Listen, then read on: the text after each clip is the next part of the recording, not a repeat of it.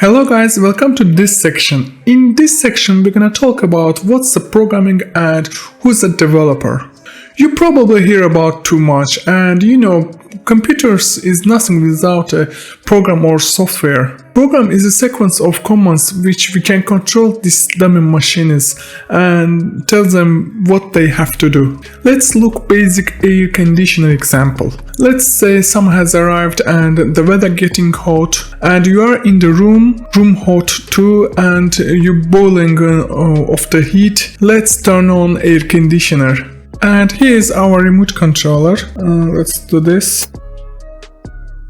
Our cute remote controller. And then, as you pressing button, you will send turn on command to the air conditioner. And probably this command say to the air conditioner, hey, wake up and make air more cooler. Let's say you don't set a maximum cold degree in a remote controller. Then you have to manually turn this off or start freezing from the cold. As I said, if you don't send a stop command, it will work probably forever and you don't want it. Let's say we set a maximum cold temperature to the air conditioner with a remote controller. With the setting maximum cold degree, you say to air conditioner when it will stop. And who is controller? Controller is a little tiny mini computer inside the air conditioner. And inside this computer have a little tiny software, or you can say program for checking the air temperature and say to the air conditioner stop or working continuously. And this software runs every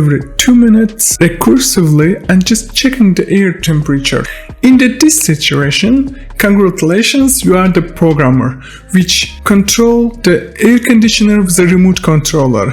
Probably programmer. And in this example, we explained programming as a simplest way. As you can see, the computers is a very dummy machines and they need some programmer. So in this way, they will work properly as a human's want. And like something happens in the real world, the developers program the clouds, the computers, phones, phone applications, or robots, or all of this stuff. Developers who write the codes, write the programs for these dummy machines, and we will talk about type of developers the next videos.